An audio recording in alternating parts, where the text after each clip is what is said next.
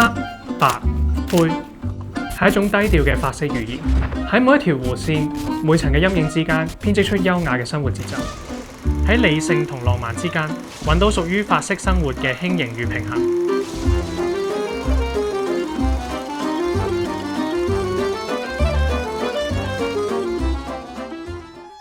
映月台位於九龍塘筆架山地段，成日揸車出入思緒嘅朋友應該好熟悉。55年樓齡1127尺，3房單位，天花陣位明顯，設計師用弧線修飾，延伸空間流動感。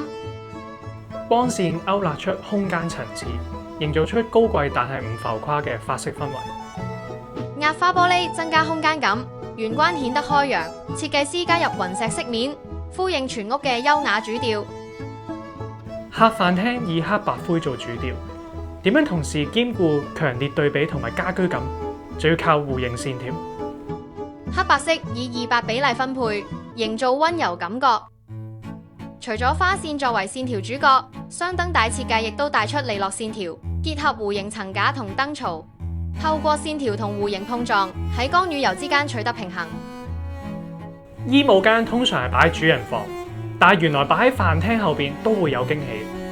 趟門趟開之後係衣帽間，手袋櫃即刻搶走視覺焦點，黑白雲石紋配合主題，凸顯戶主嘅收藏。閂埋嘅時候，長虹玻璃保持利落嘅線條美感。由中帶光，簡中見華，除咗係作品嘅重點之外，亦都係髮飾花線嘅設計哲學。如果你都對髮飾風格有興趣，可以多啲留意我哋嘅花線系列。